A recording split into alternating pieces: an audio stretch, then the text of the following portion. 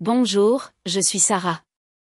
Aujourd'hui, je vais vous lire l'histoire de Mathilde, qui s'intitule ainsi « Ma sœur a laissé ses 4 enfants sur le pas de ma porte, disant juste 1 heure, mais elle n'est jamais revenue. 10 ans plus tard, elle est apparue avec un avocat m'accusant de les avoir enlevés. Mais quand j'ai montré la vidéo secrète au juge, elle est devenue livide. Eh bien, allons-y. Je m'appelle Mathilde Mercier et j'ai 55 ans maintenant. Mais cette histoire commence il y a 10 ans, quand j'avais 45 ans et que je travaillais comme infirmière à l'hôpital de Lyon. J'avais une sœur cadette nommée Émilie Dubois. Elle a toujours été la rebelle de notre famille. Elle s'est mariée jeune avec un homme nommé Julien et ils ont eu 4 enfants très vite. Léandre est né le premier, puis Olivia 2 ans plus tard, puis Sophie 2 ans après, et enfin Lucas. Quand Émilie a eu 30 ans, elle avait 4 enfants de moins de 8 ans. Je pouvais voir que le mariage battait de l'aile. Julien et Émilie se disputaient tout le temps. Émilie m'appelait pour se plaindre de la difficulté d'élever 4 enfants, de comment elle avait sacrifié toute sa vie pour eux, de comment elle se sentait piégée. Puis un jour, ils ont divorcé. Julien est parti. Émilie a gardé les enfants. Je vivais seule dans une petite maison louée à Lyon. Je travaillais à l'hôpital, principalement en journée. Ma vie était simple. Je payais mes factures, allais au travail, rentrais à la maison. Je n'avais pas d'enfant. Je ne me suis jamais mariée. Ça me convenait. Un samedi après-midi, environ 6 mois après le divorce d'Émilie, ma sonnette a retenti. J'ai ouvert et j'ai vu Émilie, debout avec les 4 enfants. Léandre avait 8 ans, Olivia 6, Sophie 4, et Lucas seulement 2. « Salut Mathilde, dit Émilie. Elle avait l'air fatiguée. Peux-tu garder les enfants pendant 1 heure? J'ai des courses à faire. Bien sûr, dis-je. J'adorais mes neveux et nièces. Je ne les voyais pas aussi souvent que je le voulais. Émilie me tendit un sac. Il y a des couches et des collations dedans. Je reviens vite. Elle partit avant que je puisse poser des questions. Les enfants entrèrent. Léandre et Olivia coururent vers mon canapé et allumèrent la télévision. Sophie s'accrochait à ma jambe. Lucas pleurait parce qu'il voulait sa maman. J'ai pris Lucas dans mes bras. Ça va, mon chéri. Ta maman reviendra bientôt. 1 heure passa, puis 2 heures, puis 3. J'ai essayé d'appeler Émilie. Pas de réponse. J'ai rappelé. Toujours pas de réponse. J'ai regardé dans le sac qu'Émilie avait laissé. Au fond, sous les couches, j'ai trouvé un mot écrit sur un morceau de papier déchiré, « Je reviens vite. » Merci, Mathilde. C'était tout. Rien d'autre. J'ai continué à appeler le téléphone d'Émilie. Il a sonné quelques fois, puis est tombé directement sur la messagerie vocale. Le lendemain, le téléphone était complètement déconnecté. J'ai envoyé des emails à la dernière adresse que j'avais pour elle. Ils sont tous revenus. J'ai appelé nos parents. Ils vivaient dans une petite maison en dehors de Lyon. Ils étaient à la retraite et vivaient avec un revenu fixe. Maman, as-tu eu des nouvelles d'Émilie? J'ai demandé. Non, ma chérie. Pourquoi, dit ma mère. Je lui ai raconté ce qui s'était passé. Ma mère est restée silencieuse. Elle ne les laisserait pas comme ça. Ma mère a finalement dit qu'elle reviendrait, mais les jours ont passé, puis 1 semaine, puis 2 semaines. Émilie n'est pas revenue. J'ai alors réalisé qu'elle ne reviendrait pas du tout. Elle avait laissé ses 4 enfants avec moi et avait disparu. Je devais trouver quoi faire. Je ne pouvais pas simplement abandonner ces enfants. C'étaient mes neveux et nièces. C'était ma famille. J'ai inscrit Léandre et Olivia à l'école primaire locale. J'ai trouvé une baby-sitter pour Sophie et Lucas pendant la journée quand j'étais au travail.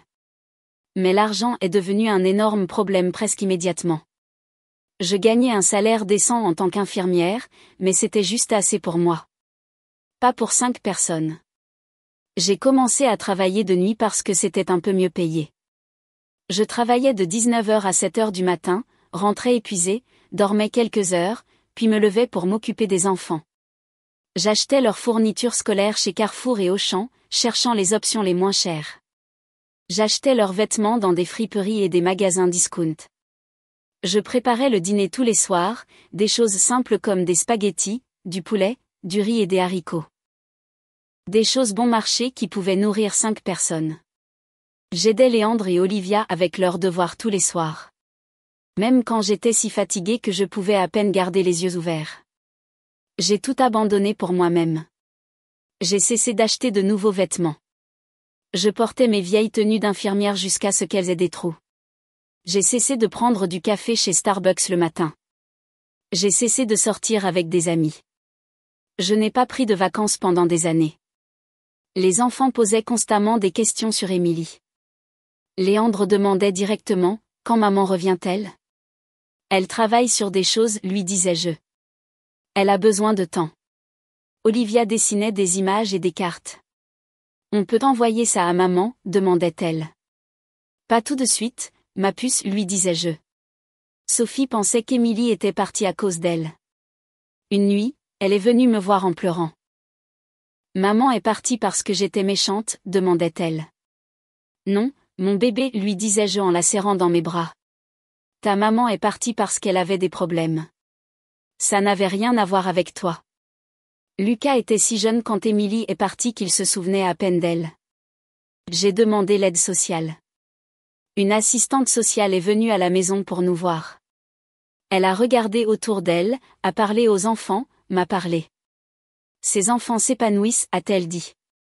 Vous faites un excellent travail malgré les difficultés. Elle nous a accordé les allocations familiales en tant que famille à faible revenu. Cela a aidé, mais ce n'était toujours pas suffisant. Mon amie Jennifer m'a aidé. Elle apportait des gratins et des repas. Elle gardait les enfants parfois quand je devais travailler des heures supplémentaires. C'était une bouée de sauvetage. Mes parents envoyaient de l'argent quand ils le pouvaient, mais ils vivaient avec une petite retraite. Ils ne pouvaient pas beaucoup aider. Les années ont passé. Léandre est entré au lycée et est tombé amoureux de la science. Il était intelligent, vraiment intelligent. Il obtenait de bonnes notes et parlait d'aller à l'université. Olivia a rejoint la chorale de l'école. Elle avait une belle voix. J'allais à tous ses concerts, assise dans le public, fière. Sophie a commencé à prendre des cours de ballet. J'ai réuni l'argent pour les leçons et un justo-corps d'occasion. Elle adorait ça. Lucas jouait au football. Il était rapide et athlétique. J'allais à ses matchs le samedi, l'encourageant depuis les tribunes. Je manquais parfois le travail pour aller aux réunions parents-professeurs. Je manquais des cars pour aller aux événements scolaires. Mon patron n'était pas toujours content, mais je m'en fichais. Ces enfants avaient besoin de moi. Il y a 2 ans, mes parents sont décédés. Ma mère est partie la première, puis mon père 6 mois plus tard. Ils m'ont laissé leur maison. Elle valait environ 450 000 €. C'était la seule chose de valeur qu'ils avaient. J'ai gardé la maison. Je ne l'ai pas vendue. Je la gardais pour les enfants, pour leur avenir. J'ai commencé à la louer et l'argent nous a beaucoup aidés. 10 ans après le départ d'Émilie, j'avais 55 ans. Les enfants étaient grands. Puis un jour, Émilie est revenue. Elle s'est présentée à ma porte un mardi après-midi. J'étais à la maison entre 2 quarts quand la sonnette a retenti. J'ai ouvert la porte et elle était là. Elle avait l'air différente. Ses cheveux étaient coiffés. Ses vêtements semblaient chers. Elle était accompagnée d'un homme, grand et en costume. « Bonjour, Mathilde, dit Émilie. Sa voix était froide. Je l'ai juste regardée fixement. 10 ans.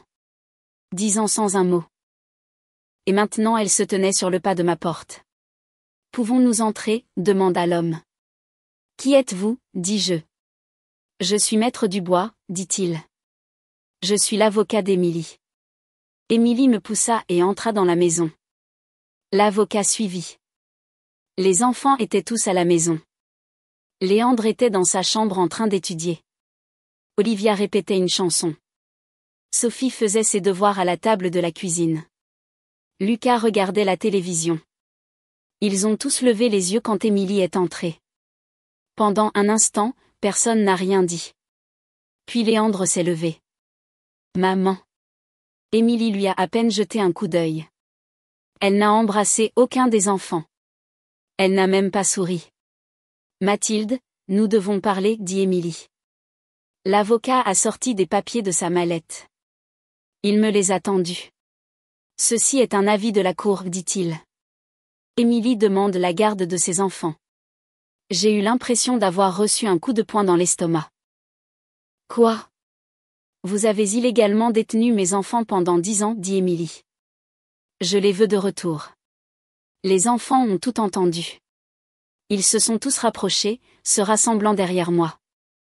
Léandre s'est tenu juste à côté de moi. Olivia m'a attrapé le bras. Sophie pleurait. Lucas avait l'air confus. Vous les avez abandonnés, dis-je. Ma voix tremblait. Vous les avez abandonnés il y a 10 ans. Ce n'est pas vrai, dit Émilie. Je les ai laissés temporairement parce que je traversais une période difficile. J'ai toujours eu l'intention de revenir. Vous n'avez jamais appelé, dis-je. Vous n'avez jamais écrit. Vous avez disparu. Parce que vous ne me laissiez pas les voir, dit Émilie. C'était un mensonge. Un mensonge complet. Mais elle le disait avec tant de confiance, comme si c'était la vérité. L'avocat s'éclaircit la gorge. Nous vous verrons au tribunal, mademoiselle Mercier. L'audience est prévue dans 3 semaines. Ils sont partis comme ça. Les enfants me regardaient tous. Le visage de Léandre était dur. Olivia pleurait. Sophie tremblait. Lucas est venu et m'a serré la jambe. Tante Mathilde, nous ne voulons pas aller avec elle. Léandre dit, vous n'irez nulle part. Je dis, mais à l'intérieur, j'étais terrifiée. Cette nuit-là, après avoir couché les enfants, je me suis assise à la table de la cuisine et j'ai réfléchi à la vraie raison du retour d'Émilie. Ce n'était pas pour les enfants. Elle ne les avait même pas regardés correctement. Elle n'avait pas demandé comment ils allaient ni ce qu'ils faisaient. Puis ça m'a frappé, la maison. La maison de mes parents qu'ils m'avaient laissée. Elle valait 450 000 €. Émilie voulait la maison. Elle voulait de l'argent.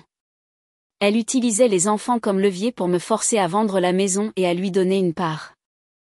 Je n'allais pas laisser cela se produire. Le lendemain matin, j'ai commencé à rassembler des preuves. J'ai retrouvé le mot qu'Émilie avait laissé dans le sac à couche il y a 10 ans. Je l'avais gardé toutes ces années. J'ai retrouvé d'anciens messages textes d'Émilie. Des messages où elle me demandait de l'argent et ne mentionnait jamais les enfants. Puis je me suis souvenu de Julien, l'ex-mari d'Émilie. Il était allé en prison environ 1 an après qu'Émilie ait laissé les enfants. Il y avait passé 7 ans et était sorti il y a quelques années. Il n'avait jamais été impliqué dans l'éducation des enfants. Les enfants n'auraient pas pu aller chez lui même s'il l'avait voulu. Mais après sa sortie, je l'avais laissé voir les enfants parfois. Des visites supervisées. Il essayait de faire mieux. J'ai trouvé son numéro et je l'ai appelé. Julien, c'est Mathilde, dis-je, Émilie est de retour. Elle essaie d'obtenir la garde. Julien est resté silencieux un instant. Je ne suis pas surpris. Elle a probablement besoin d'argent. Vous a-t-elle déjà contacté au sujet des enfants? J'ai demandé. Pas une seule fois, dit Julien. Elle n'a jamais demandé comment ils allaient. C'est comme s'ils n'existaient pas pour elle. Puis Julien a dit quelque chose qui a tout changé. J'ai quelque chose que vous devez voir, a-t-il dit. Une vidéo. Émilie ne sait pas que je l'ai. J'ai conduit jusqu'à l'appartement de Julien cet après-midi-là. Il habitait à environ 30 minutes. Il m'a fait entrer et nous nous sommes assis dans son salon. Il a sorti son téléphone et a ouvert une vidéo. Ceci a été filmé environ 1 an après qu'Émilie ait laissé les enfants avec vous. Elle était dans un bar avec des amis. Mon amie était là aussi, mais elle ne l'a pas vu. Il a enregistré ça. Il a lancé la vidéo. On y voyait Émilie assise à un bar, riant et buvant avec des gens que je ne reconnaissais pas. 4 enfants, c'était juste trop, dit Émilie dans la vidéo. Elle souriait. Je n'en pouvais plus. J'avais besoin de recommencer, vous savez. Nouvelle vie, nouveau mec. Laissez Mathilde s'en occuper. Ses amis ont ri. Émilie a continué à parler. Honnêtement, c'est mieux comme ça. Je suis libre maintenant. Je peux enfin vivre ma vie. La vidéo s'est terminée. J'avais mal au cœur. Puis-je utiliser ça au tribunal? J'ai demandé à Julien. Absolument, dit-il. Je témoignerai aussi si vous avez besoin de moi. Je suis rentré chez moi et j'ai appelé un avocat. Son nom était David Dubois, et mon amie Jennifer l'avait recommandé. Je suis allé à son bureau le lendemain et je lui ai tout montré. La note, les messages textes et la vidéo que Julien m'avait donnée. David a regardé la vidéo 2 fois. Puis il m'a regardé. C'est bon, dit-il. Vraiment bon. Émilie va avoir du mal à expliquer ça. Les 3 semaines avant l'audience du tribunal ont été les plus longues de ma vie. Je ne pouvais pas dormir. Je ne pouvais pas manger. J'étais terrifiée qu'un juge m'enlève les enfants et les donne à Émilie. Les enfants avaient peur aussi. Olivia pleurait en s'endormant la nuit. Sophie faisait des cauchemars. Lucas me demandait tous les jours s'il devait aller vivre avec Émilie. Non, mon bébé, lui disais-je, tu restes avec moi. Mais je ne savais pas si c'était vrai. Finalement, le jour de l'audience est arrivé. Nous sommes tous allés au tribunal ensemble. Les 4 enfants sont venus avec moi. David a dit qu'il était important que le juge les voie. Émilie était déjà là avec son avocat, Maître Dubois. Elle portait une robe et des bijoux coûteux. Elle avait l'air d'avoir de l'argent. Nous sommes entrés dans la salle d'audience et nous nous sommes assis. Le juge Robert Duval est entré et tout le monde s'est levé. L'audience était sur le point de commencer. L'avocat d'Émilie, Maître Dubois, a commencé le premier. Il était élégant et compétent. Votre honneur, dit-il, ma cliente, Émilie Dubois, a laissé ses enfants aux soins temporaires de sa sœur il y a 10 ans en raison de graves difficultés personnelles. Elle avait toujours l'intention de revenir les chercher. Cependant, Mathilde Mercier a refusé à Émilie l'accès à ses propres enfants. Ma cliente s'est vue refuser le droit de voir ses enfants pendant une décennie. Je ne pouvais pas croire ce que j'entendais. C'étaient tous des mensonges. Mon avocat, David Dubois, s'est levé. Votre honneur, c'est complètement faux. J'ai des preuves qui prouvent le contraire. Il a sorti la note qu'Émilie avait laissée dans le sac à couches. Il l'a montrée au juge. Cette note dit « Je reviens bientôt ». C'était il y a 10 ans. Mademoiselle Dubois n'est jamais revenue. Elle a déconnecté son téléphone. Elle n'a jamais envoyé de lettre ni de mail. Elle a abandonné ses enfants. Puis David a montré au juge les messages textes. Des messages d'Émilie demandant de l'argent à Mathilde. Pas un seul message demandant des nouvelles des enfants ou comment ils allaient. Votre honneur, dit David, mademoiselle Dubois n'avait aucun intérêt pour ses enfants. Elle n'est revenue que parce que mademoiselle Mercier a hérité d'une maison d'une valeur de 450 000 €. Il ne s'agit pas des enfants. Il s'agit d'argent. L'avocat d'Émilie a objecté. C'est de la spéculation, votre honneur. Est-ce le cas, dit David. Mademoiselle Dubois, où étiez-vous ces 10 dernières années? Émilie s'est levée. Je faisais face à la dépression et à des problèmes personnels. J'avais besoin de temps pour me ressaisir afin de pouvoir être une bonne mère. Et pendant ces 10 ans, combien de fois avez-vous appelé vos enfants? Demanda David. Émilie hésita. J'ai essayé, mais Mathilde m'a bloqué. C'est un mensonge, dis-je en me levant. Le juge m'a regardé. Mademoiselle Mercier, avez-vous tenté de contacter mademoiselle Dubois après qu'elle ait laissé les enfants? Oui, votre honneur, dis-je. Je l'ai appelée des dizaines de fois. J'ai envoyé des emails. J'ai demandé à mes parents d'essayer de la retrouver. Elle a complètement disparu. Puis le juge a fait quelque chose à quoi je ne m'attendais pas. Il a demandé à parler aux enfants. Léandre est passé le premier. Il avait 18 ans maintenant, presque un homme. Il s'est tenu devant le juge, les épaules droites. Votre honneur, dit Léandre. Tante Mathilde a été notre mère pendant 10 ans. Elle a travaillé de nuit pour payer notre nourriture et nos vêtements. Elle nous a aidés avec nos devoirs même quand elle était épuisée. Elle est allée à chaque réunion parents-professeurs et à chaque événement scolaire. C'est la seule mère que nous connaissons. Le juge a hoché la tête. Que voulez-vous, Léandre? Je veux rester avec tante Mathilde, dit Léandre. Nous le voulons tous. Olivia est passée ensuite. Elle pleurait, mais elle parlait clairement. Je ne veux pas aller avec elle, dit Olivia en pointant Émilie. Tante Mathilde est notre famille. Elle a toujours été là pour nous. Sophie tremblait en se levant. Émilie n'a jamais été là. Elle nous a laissés. Tante Mathilde nous a aimés quand personne d'autre ne l'a fait. Lucas était le plus jeune. Il avait l'air effrayé debout devant le juge. Je ne connais que tante Mathilde, a-t-il dit. C'est ma maison. Je pleurais en les regardant. Ces enfants que j'avais élevés, ils prenaient ma défense. Puis la porte de la salle d'audience s'est ouverte. Julien Dubois est entré. Le visage d'Émilie est devenu blanc quand elle l'a vu. Votre honneur, dit Julien. Je suis Julien Dubois, l'ex-mari d'Émilie et le père de ses enfants. J'ai des preuves que vous devez voir. David lui a fait un signe de tête. Julien a sorti son téléphone et a montré la vidéo au juge. Le juge l'a regardé. Son visage est devenu plus dur à mesure que la vidéo défilait. J'entendais la voix d'Émilie depuis le téléphone. 4 enfants, c'était juste trop. Je n'en pouvais plus. J'avais besoin de recommencer. Laissez Mathilde s'en occuper. Quand la vidéo s'est terminée, il y a eu un silence complet dans la salle d'audience. Puis les gens ont commencé à chuchoter. Les enfants avaient l'air choqués. Ils n'avaient jamais su la vraie raison du départ de leur mère. Émilie s'est levée. Votre honneur, j'étais dans une mauvaise passe. J'étais jeune et déprimée. J'ai dit des choses que je ne pensais pas. Mais j'ai toujours eu l'intention de revenir pour mes enfants. 10 ans, dit le juge, sa voix était froide. Vous avez eu 10 ans pour revenir.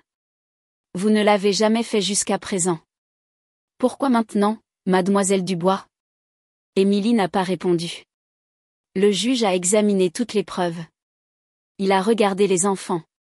Il m'a regardé. Puis il a regardé Émilie. J'en ai assez entendu, a dit le juge Robert Duval. Mademoiselle Dubois. Votre affirmation selon laquelle vous vous êtes vu refuser l'accès à vos enfants n'est étayée par aucune preuve. Les preuves montrent clairement que vous avez intentionnellement abandonné ces enfants. Mademoiselle Mercier leur a fourni un foyer stable et aimant pendant 10 ans. Il a fait une pause. Je rejette votre demande de garde. La garde complète est accordée à Mathilde Mercier. De plus, j'émets une ordonnance restrictive de 7 ans. Il vous est interdit de contacter ces enfants sans l'approbation du tribunal. Émilie a commencé à pleurer. Votre honneur, s'il vous plaît. Ce sont mes enfants. C'étaient vos enfants, a dit le juge, vous les avez abandonnés quand vous êtes partis. L'audience était terminée. Nous avions gagné. Les enfants m'ont serré dans leurs bras. Léandre pleurait. Olivia pleurait. Nous pleurions tous. Émilie a quitté la salle d'audience avec son avocat. Elle n'a pas regardé les enfants. Pas une seule fois.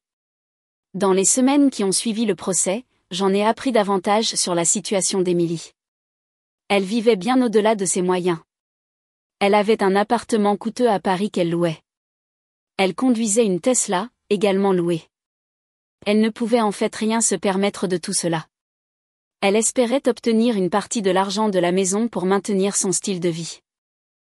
Quand cela n'a pas fonctionné, tout s'est effondré. Elle avait d'énormes frais de justice liés au procès. Elle ne pouvait pas payer son loyer. Elle a dû rendre la Tesla. Elle était lourdement endettée. Nous avons déménagé dans la maison de mes parents, celle qu'ils m'avaient laissée. Elle était plus grande que ma location avec assez de place pour tout le monde. Les enfants ont chacun eu leur propre chambre. Léandre a obtenu son baccalauréat avec mention. Il a été accepté à l'université de Lyon pour étudier la biologie. J'étais si fière de lui. Olivia excellait à l'école. Elle était la chanteuse principale de sa chorale. Elle avait une belle voix et les universités s'intéressaient déjà à elle. Sophie a rejoint l'équipe de danse de l'école. Elle était talentueuse et dévouée. Elle s'entraînait tous les jours. Lucas est devenu un joueur vedette dans sa ligue de football. Il était rapide et fort. Les entraîneurs disaient qu'il avait un véritable avenir dans ce sport. 3 mois après le procès, j'ai rencontré quelqu'un qui connaissait Émilie. Elle m'a dit qu'Émilie avait déménagé dans un appartement exigu à Marseille. Elle travaillait comme caissière dans un supermarché local, gagnant le salaire minimum. Je n'étais pas heureuse de cela. Je ne me suis pas réjouie, mais je ne pouvais pas non plus lui pardonner d'avoir abandonné ses enfants et d'avoir ensuite essayé de les récupérer uniquement pour l'argent. La vie est entrée dans une nouvelle normalité après le procès. Les enfants ont cessé de m'appeler tante Mathilde. Ils m'appelaient juste maman maintenant. Non pas parce qu'ils y étaient obligés, mais parce qu'ils le voulaient. Parce que c'est ce que j'étais pour eux. La première fois que Lucas m'a appelé maman après le procès, je préparais le dîner. Il est entré dans la cuisine et a dit « Maman, je peux avoir une collation ?» J'ai arrêté ce que je faisais et je l'ai regardé. « Comment m'as-tu appelé ?» Il avait l'air confus. « Maman, c'est bon ?» Je l'ai serré dans mes bras. « Oui, mon bébé. C'est plus que bon. » Léandre est parti pour l'université de Lyon à l'automne. Je l'ai conduit au campus et l'ai aidé à s'installer dans son dortoir. Il étudiait la biologie et adorait ça. Il m'appelait tous les dimanches pour me parler de ses cours et de ses nouveaux amis. Olivia s'épanouissait au lycée. Elle était toujours dans la chorale et elle avait obtenu le rôle principal dans la comédie musicale de l'école. J'allais à chaque représentation, assise au premier rang et encourageant plus fort que quiconque. Elle suscitait également l'intérêt des universités. Plusieurs écoles l'avaient contactée au sujet de bourses de musique. Elle allait avoir des options. Sophie était maintenant dans l'équipe de danse de l'école. Elle s'entraînait constamment, travaillant toujours pour s'améliorer. Elle avait des spectacles tous les quelques mois, et je n'en manquais jamais un. Elle était magnifique quand elle dansait, gracieuse et confiante. Lucas réussissait très bien au football. Il était l'un des meilleurs joueurs de sa ligue. Des entraîneurs de programmes plus importants commençaient à le remarquer. Il n'avait que 12 ans, mais les gens disaient qu'il pourrait obtenir une bourse un jour s'il continuait. Je travaillais toujours comme infirmière, mais j'étais revenue au quart de jour. Je n'avais plus besoin de travailler de nuit. La maison était payée, et avec les allocations familiales et mon salaire, nous avions assez. Les enfants avaient tout ce dont ils avaient besoin. C'était tout ce qui comptait pour moi. Mon amie Jennifer venait toujours régulièrement. Elle m'avait tellement aidée au fil des ans, et maintenant elle était comme de la famille. Les enfants l'appelaient tante Jennifer. « Tu as fait un travail incroyable avec eux », me dit-elle un jour alors que nous prenions un café. « Regarde ce qu'ils sont devenus. » « Ce sont eux qui ont fait le travail, dis-je. Je leur ai juste donné un endroit stable pour grandir. Ne te sous-estime pas, dit Jennifer. Tu as tout sacrifié pour eux. Peu de gens feraient ça. Je pensais parfois à Émilie, à où elle était et ce qu'elle faisait. J'ai appris par des connaissances communes qu'elle était toujours à Marseille, travaillant toujours au supermarché, vivant toujours dans cet appartement exigu. Elle était seule. Ses amis tapa accent grave l'œil de Paris étaient tous passés à autre chose. Les gens qui venaient à ses fêtes ne voulaient plus rien avoir à faire avec elle après le procès. Ses choix avaient des conséquences. Elle avait choisi l'argent et la liberté plutôt que ses enfants, et maintenant elle n'avait ni l'un ni l'autre. Je ne me sentais pas bien à ce sujet. Je ne célébrais pas sa chute. Mais je n'avais pas non plus pitié d'elle. Elle avait fait ses choix. Elle avait abandonné 4 petits-enfants qui avaient besoin d'elle. Elle n'était revenue que lorsqu'elle pensait pouvoir obtenir de l'argent. L'ordonnance restrictive était toujours en vigueur. Elle ne pouvait pas contacter les enfants pendant 7 ans. Au moment où elle expirerait, Léandre aurait 25 ans, Olivia 23 ans, Sophie 21 ans et Lucas 19 ans. Ils seraient tous adultes. Peut-être qu'alors ils décideraient s'ils voulaient lui parler. Ce serait leur choix à faire, pas le mien. Mais pour l'instant, c'étaient mes enfants. J'étais leur mère, et j'allais continuer à prendre soin d'eux comme je l'avais toujours fait. Un dimanche après-midi, nous étions tous assis dans le salon ensemble. Léandre était rentré de l'université pour le week-end.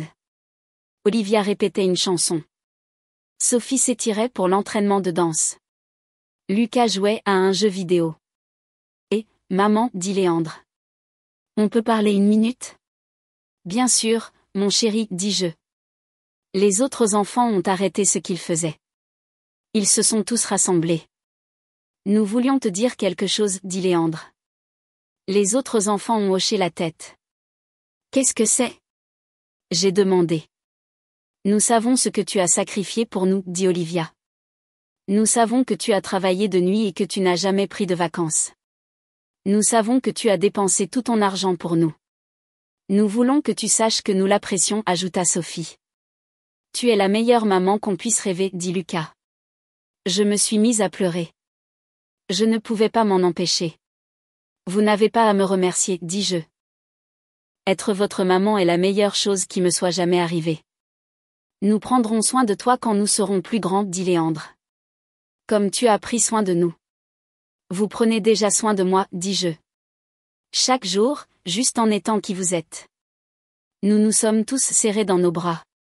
Nous 5 dans un grand câlin de groupe au milieu du salon. Cette nuit-là, après que les enfants soient allés se coucher, je me suis assise sur le porche et j'ai pensé aux 10 dernières années. À ce jour-là, Émilie a laissé 4 enfants effrayés sur le pas de ma porte. À toutes les luttes et les nuits blanches et la peur de ne pas être suffisante.